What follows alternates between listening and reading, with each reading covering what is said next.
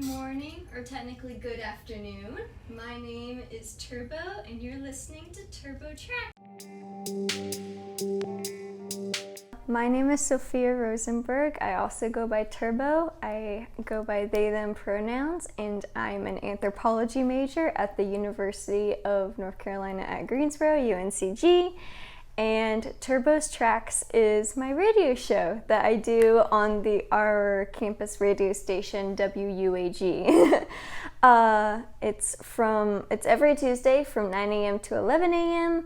And yeah, it's just something fun I like to do. I focus on movie soundtracks.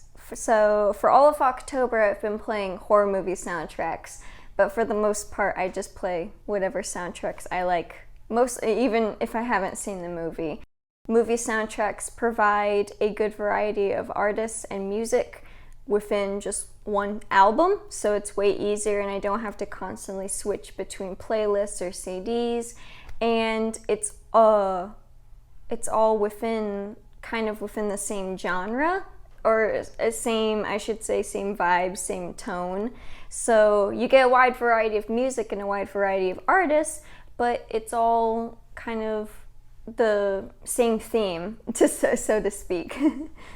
Top 3 movie soundtracks. Number 1 is the Crow soundtrack. Number 2 is the It Follows soundtrack. And number 3 is the Scream soundtrack. And today was the WUAG Spookfest, as they were calling it, where it was 24 hours of programming, all from DJs, so not just on like autoplay for the whole time. The only requirement was that your music had to be like spooky or Halloween themed. And so for all of October, I've been playing horror movie soundtracks, but for today, I just decided to play some horror movie soundtracks that didn't really follow a particular like subgenre theme. Like one week I played slasher soundtracks. I played Scream and I played Halloween.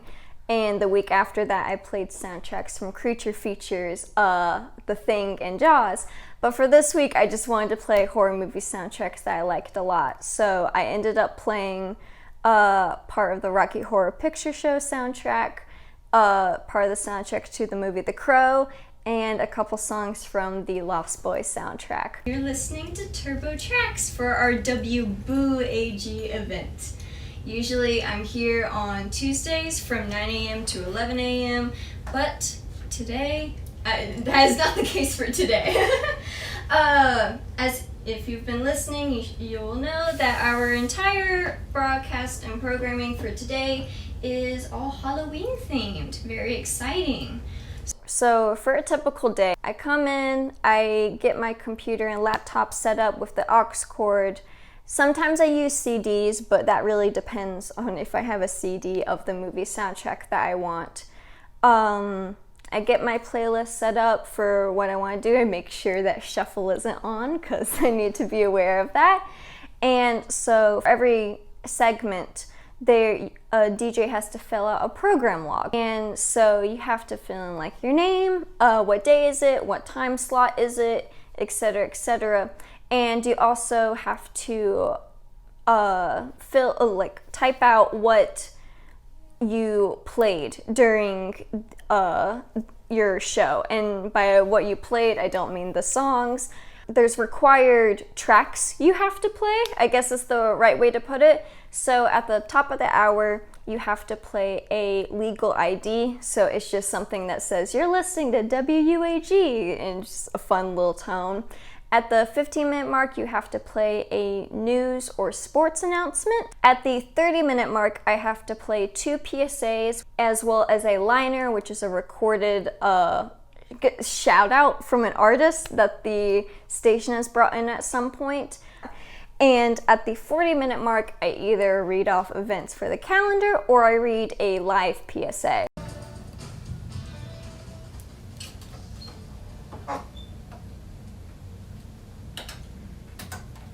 Hello! I'm popping in one last time.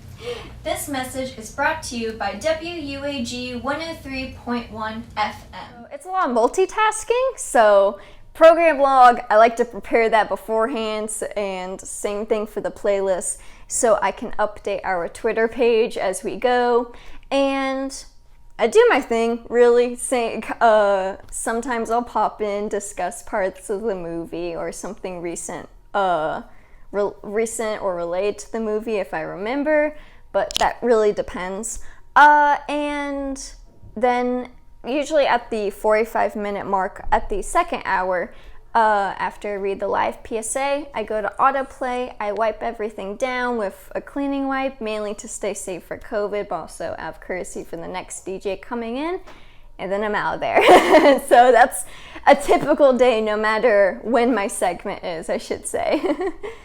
Something that surprised me, or that also ties into like encouraging someone to go into radio or get involved with campus radio, is how easy it is. The console looks very intimidating, especially when you first come in. There's all these buttons, there's all these sliders, there's so much you have to do. It seems like a lot, but it's really not. It's not that much. Like, if you're decent at multitasking, or you like to like I do, prepare stuff ahead of time, you'll be fine. Honestly, just go for it. Instagram for the radio station is at WUAG 103.1.1, whatever.